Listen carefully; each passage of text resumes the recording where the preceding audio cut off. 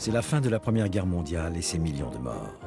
Cette première guerre industrielle a permis à l'économie et à la science de faire un prodigieux bond en avant, nouveau paradoxe de l'humanité. Une nouvelle ère arrive. On y voit naître des courants et des tendances dont le point commun est la liberté d'expression et la volonté de quitter les sentiers battus de l'art traditionnel. L'école des surréalistes, le Bauhaus, le jazz, Picasso, Modigliani, Man Ray et Isadora Duncan. L'art déco et ses audaces architecturales, la coupe à la Louise Brooks, la mode selon Poiret et la sortie du numéro 5 de Chanel.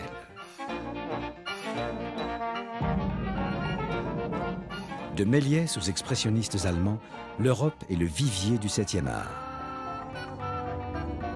Mais 14-18 permet aux Américains de devenir, en 3 ans, les premiers producteurs de films au monde. Ligue de censure aidant, les scénarios deviennent de plus en plus conventionnels afin de préserver les valeurs morales américaines.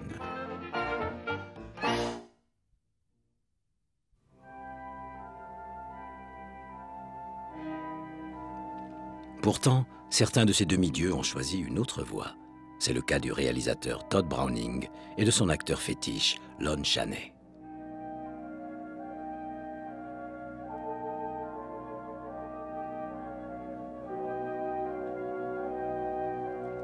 Je suis né près d'un bayou à Louisville, dans le Kentucky, en 1880. Le bayou et son atmosphère putride, ses mythes et ses légendes. Une terre fertile qui fit naître en moi une attirance pour le bizarre et l'étrange.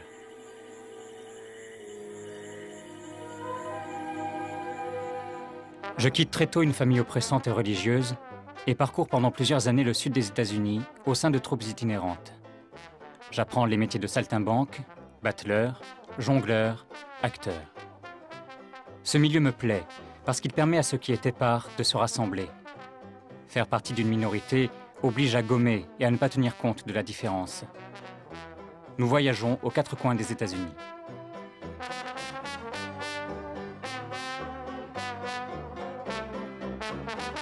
Au cours d'une étape à Los Angeles, j'ai la chance de rencontrer D.W. Griffith et deviens rapidement un de ses assistants réalisateurs sur le tournage de sa grande fresque « Intolérance ».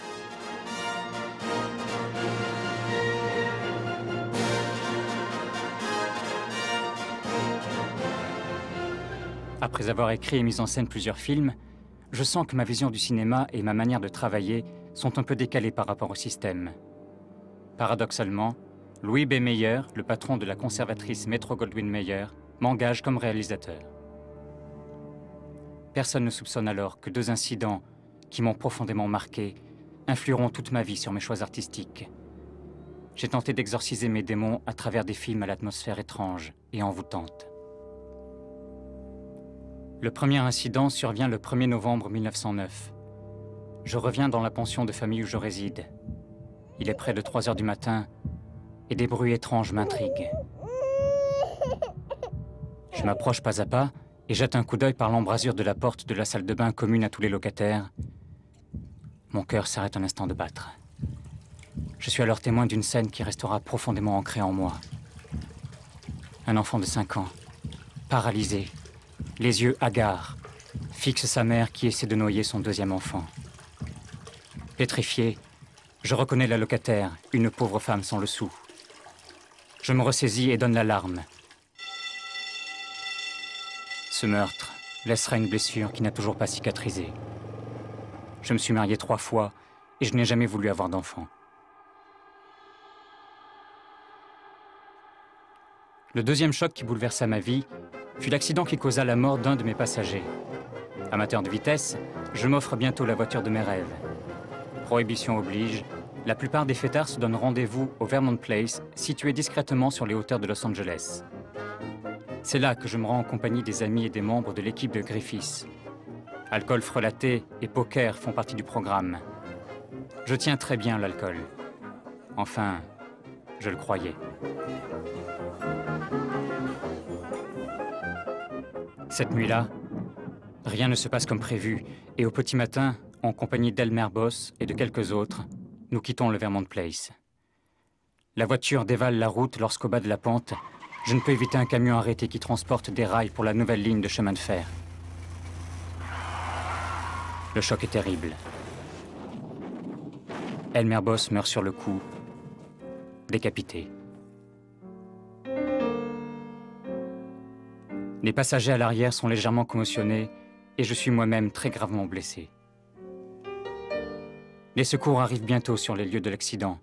Les studios étouffent l'affaire et fournissent un coupable idéal à la police.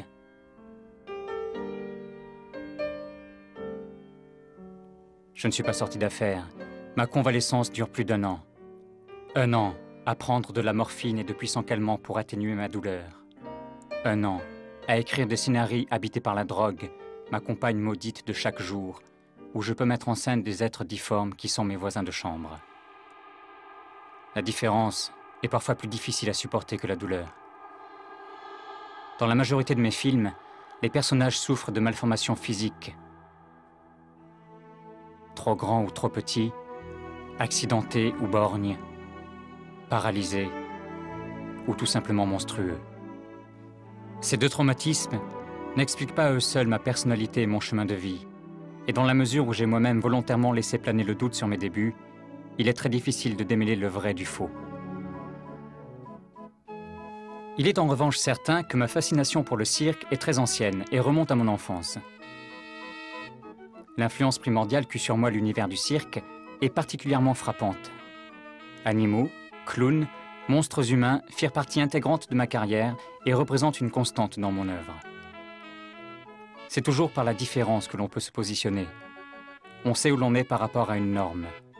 Lorsque l'on est hors norme par rapport à la société, on devient soi-même une norme pour les autres.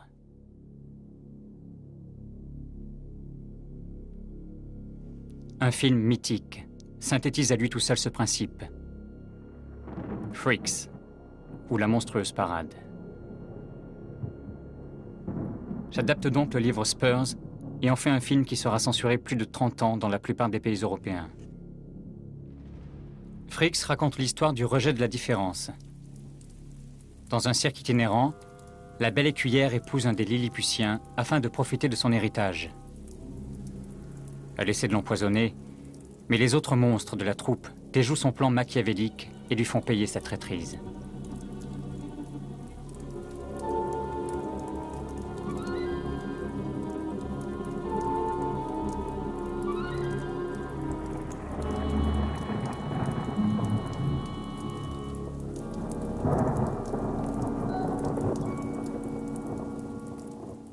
Au-delà de l'image, nous avons réussi l'exploit de faire travailler de véritables créatures difformes et monstrueuses en les respectant et sans aucun voyeurisme.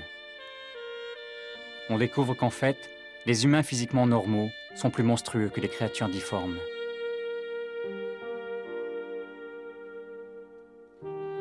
On retrouve l'univers du cirque et de ses monstres dans plusieurs films où je fis jouer Lon Chaney. Ma main venait de trouver l'outil idéal pour donner vie à mes démons.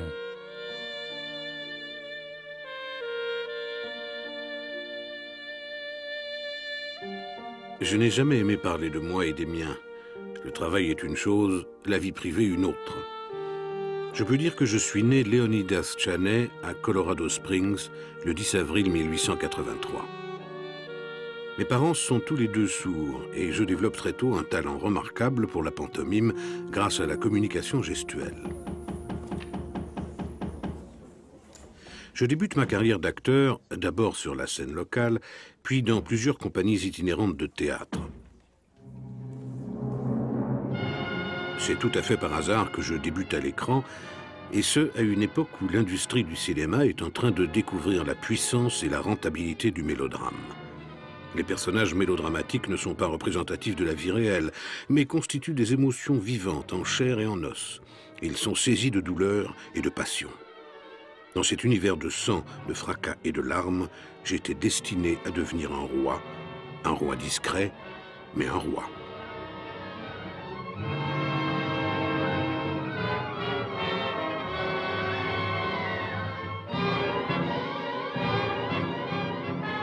Mon meilleur atout fut mon génie pour le maquillage théâtral.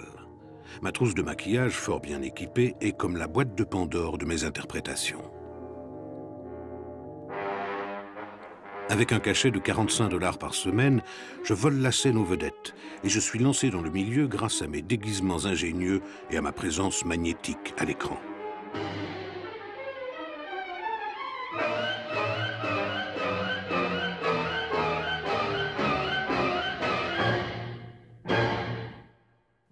En 1919, un film me propulse auprès de la critique et du public. Dans The Miracle Man de George Lone Tucker, j'interprète un escroc qui profite de la notoriété d'un guérisseur d'une petite ville. Un acteur ordinaire se limiterait à enlever ses béquilles et à marcher. Moi, je joue cette scène par un tour de force d'1 minute, où sans l'assistance d'effets spéciaux, sans truc de tournage ou de montage, mon corps ratatiné se redresse miraculeusement.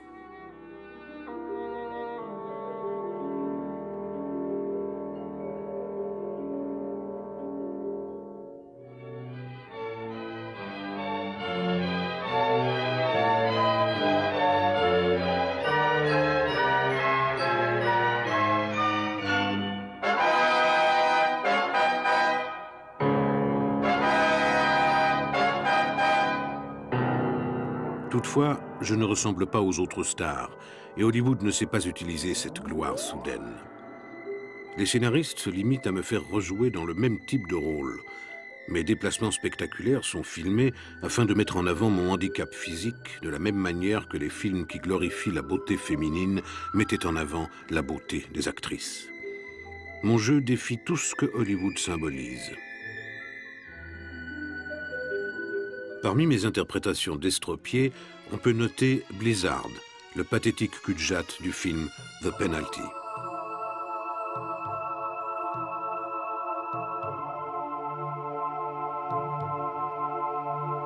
Chaney n'aurait pas pu interpréter tout au long de sa carrière des criminels fous, des scélérats et des personnages engagés dans la lutte contre le crime s'il n'avait pas, sous ses apparences rudement taillées, une tendresse cachée.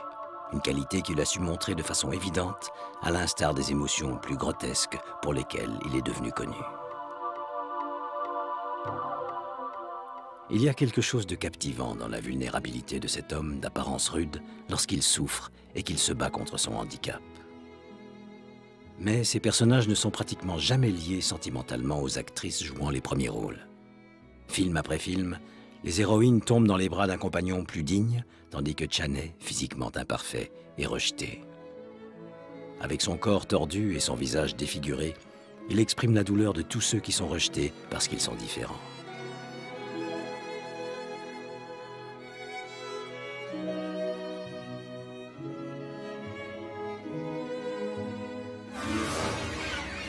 Dans Le Fantôme de l'Opéra, il interprète Eric, une figure spectrale qui rôde dans les catacombes de l'opéra, un génie fou qui doit vivre caché à cause de son visage défiguré.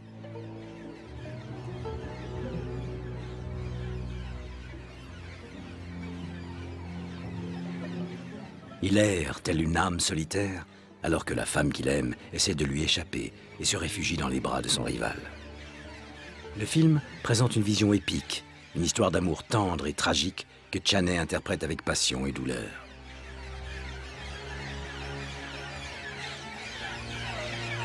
Ces scènes dans lesquelles le fantôme transporte sa bien-aimée ingénue dans son repère caché sont celles où Chaney s'approche le plus d'une scène d'amour classique. Les personnages de Chaney à l'écran sont-ils révélateurs de sa propre personnalité? Ces personnages souffrent, et ils s'identifient si bien à eux que l'on en vient à douter que Chaney puisse être un homme comme les autres. En fait, c'est un homme secret qui ne se livre pas. Mécanisme inhabituel dans les années 20, où les stars peuvent difficilement avoir une vie en dehors des studios, leur comportement en dehors de l'écran étant largement suivi par la presse à scandale.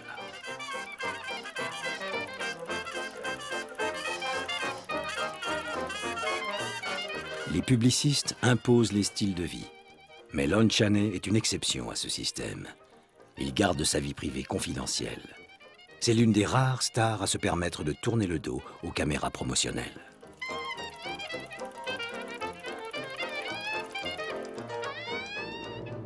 Nous nous sommes rencontrés au bon moment et au bon endroit. Ensemble, nous avons donné vie à une légion de personnages. Je suis probablement le seul réalisateur qui a su diriger ces formidables talents. Ensemble, nous tournerons 10 films qui sondent les profondeurs de l'expressivité de l'homme et sa fascination pour le macabre, le monstrueux et la douleur de se sentir différent et rejeté par les autres.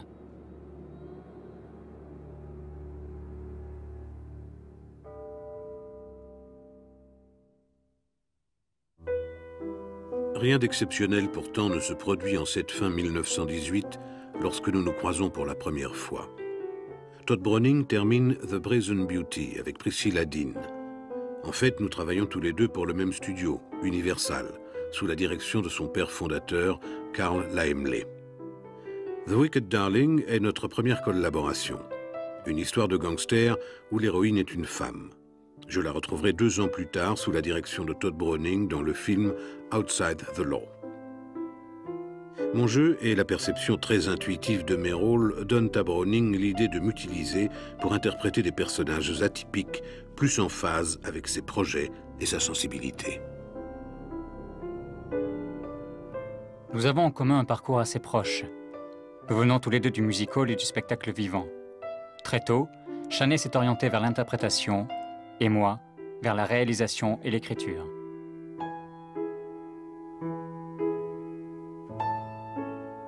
La singularité des films que nous choisissons, ainsi que notre manière de travailler ensemble, ont permis à nos différences respectives de trouver une écoute et une présence rassurante chez l'autre.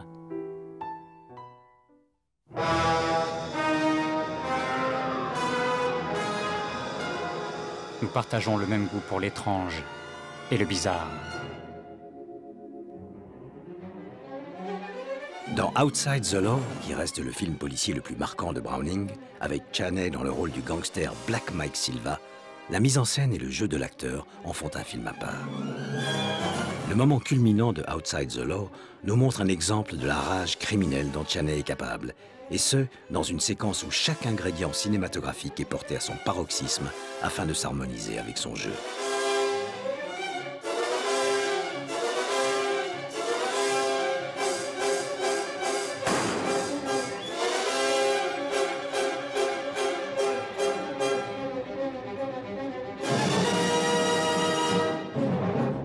Viennent ensuite la série de films qui sont la véritable signature du duo réalisateur-acteur Browning-Chaney. Des films qui se passent pour la plupart dans l'univers du cirque et où les scénarios sont écrits en collaboration avec Herman Mankiewicz et Waldemar Young, mais où la trame du personnage principal se travaille avec l'interprète principal, Lon Chaney. D'étranges passerelles se tendent entre le réalisateur et son acteur, des liens qui permettent de créer une atmosphère singulière.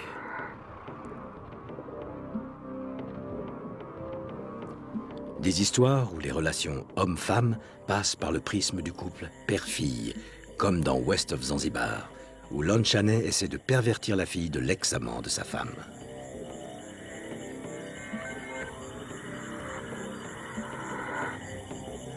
Cette perversion est non seulement physique, mais aussi psychologique. Il la place dans un bordel, puis lorsqu'il estime son éducation achevée, il la fait revenir afin de la présenter à son soi-disant père.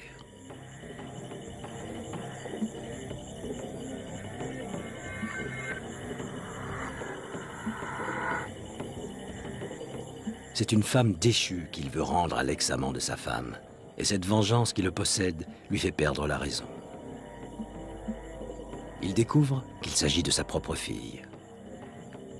Il tente de la sauver et perd la vie pour elle.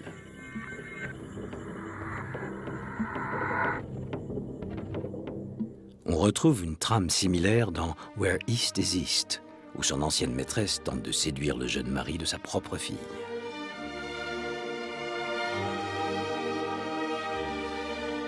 Browning était certainement sensible au travail de Freud et à ses théories psychanalytiques, notamment à celle du complexe d'Œdipe. Dans nos films, l'amour homme-femme, lorsqu'il ne passe pas par le prisme père-fille, passe par l'incommunicabilité entre les êtres et l'impossibilité à matérialiser ou à concrétiser cette relation. J'ai écrit The Unknown pour y faire vivre une situation de ce genre poussée à son paroxysme. Nous nous retrouvons dans l'univers du cirque. Une jeune écuyère a une phobie des mains des hommes qui la touchent. Un lanceur de couteau manchot, interprété par Lon Chaney, est amoureux d'elle. Mais sous son déguisement de manchot, se cache l'assassin qui va tuer le père de la jeune fille.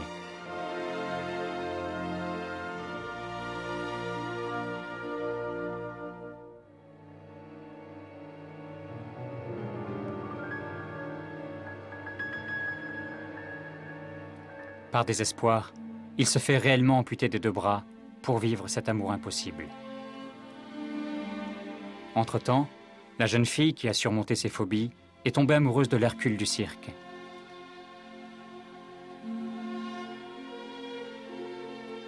Lon Chaney devient fou en découvrant l'horreur de la situation et de ce qu'il vient de vivre.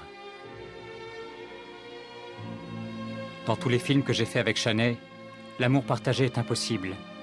L'homme doit payer un tribut à on ne sait quel inconscient collectif, la femme ne peut satisfaire sa soif d'enfant, et les relations entre ces 2 êtres sont vouées à l'échec. On ressent pourtant l'amour, la tendresse, le repentir, et le souhait de vivre comme les autres, simple et heureux.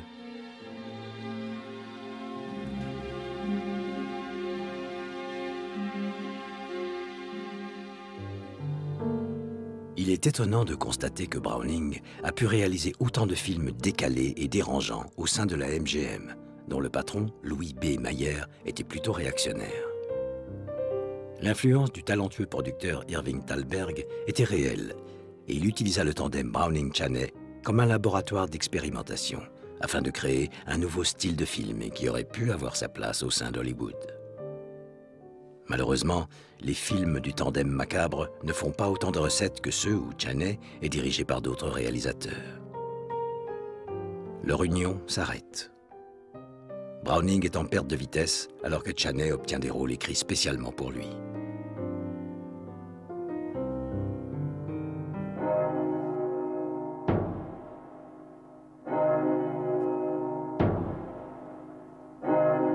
Lon Chaney, l'archétype de l'acteur muet par excellence, décède d'un cancer de la gorge en 1931, juste après le tournage de son unique film parlant, Le Club des Trois, un remake qu'il avait déjà tourné avec Todd Browning en 1925 et où il prête sa voix à 5 personnages différents.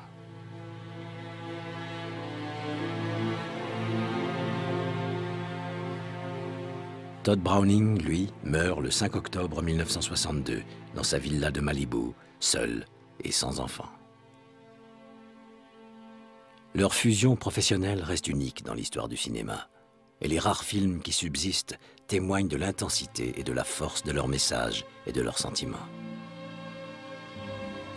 Todd Browning et Lon Chaney, tous 2 possédés par les mêmes démons, ont travaillé ensemble pour concevoir des films qui montrent simplement, avec une rare sensibilité, la vision de la différence et de la difficulté de l'homme à vivre avec l'autre.